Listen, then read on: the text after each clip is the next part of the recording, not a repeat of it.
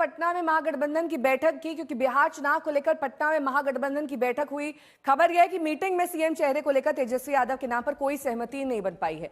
बताया जा रहा है कि बिहार कांग्रेस के प्रभारी तेजस्वी यादव का नाम लेने से बचते रहे और उन्होंने इस बैठक में तेजस्वी के नाम पर मोहर नहीं लगाई। हालांकि तेजस्वी यादव की ओर से कहा गया कि महागठबंधन में हर मुद्दे पर आपसी सहमति है और हमारे यहाँ कोई कंफ्यूजन ही नहीं है, लेकिन अभी थोड़ा इंतजार करना होगा। हालांकि तेजस्वी के इस दावे के बीच यह सवाल उठ रहा है कि क्या महागठबंधन में सीएम चेहरे की गुत्थी सुलझ नहीं पा रही है। आरजेडी तेजस्वी के नाम पर दावा कर रही है, लेकिन कांग्रेस इस पर खुलकर कुछ नहीं बोल रही है। सवाल यह भी है, क्या यह सीट बंटवारे से पहले दबाव वाली राजनीति है या कांग्रेस किसी और प्लान की तैयारी में है।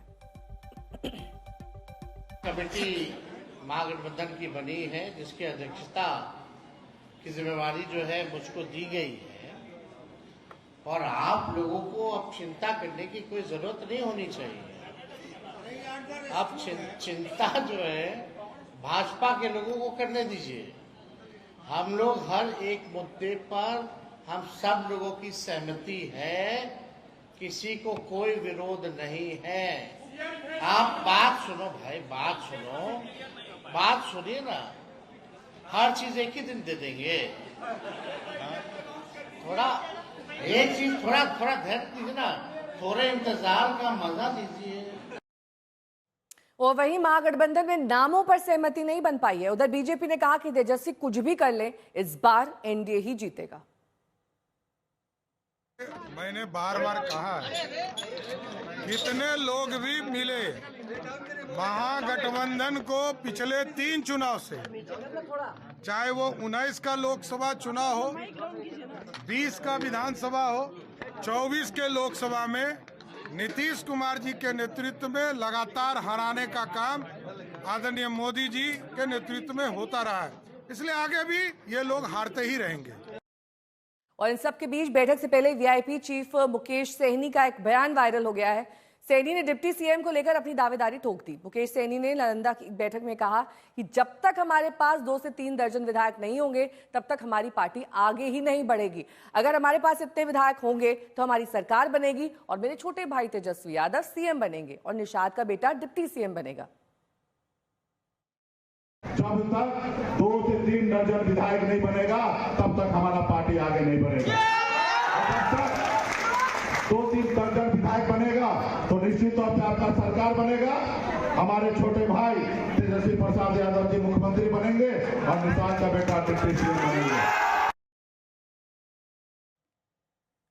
शशि भूषण मेरे सहयोगी जुड़ गए हैं तमाम जानकारी के साथ। शशि भूषण, यहाँ पर जितनी भी बातें कही जा रही हैं, कहीं ना कहीं आरजेडी में इस बात को लेकर कंफ्यूजन है कि सीएम पद का दावेदार कौन होगा और उस पर खुलकर कोई कुछ भी नहीं बोल रहा है। सभी डर रहे हैं कि अगर कुछ बोल दिया तो आने वाले वक्त में ये कहीं गले की हड्डी ना बन पाए।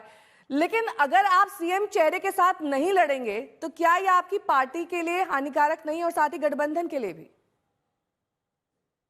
बिल्कुल सही बात कही आपने नेहा। अब देखिए, सीएम फेस अगर डिक्लेयर नहीं होगा तो इसका कंफ्यूजन जो है वो अपने वोटर्स के बीच में भी, मतलब महागठबंधन के जो वोटर हैं उनके बीच में भी कहीं ना कहीं नकारात्मक इसका प्रभाव डालेगा। तेजस्वी यादव जब 3 घंटे की बैठक के बाद मीडिया से बातचीत कर रहे थे तो हमने सवाल यही किया था कि सीएम फेस या कैंडिडेट को लेकर या नेतृत्व को लेकर क्या चर्चा हुई।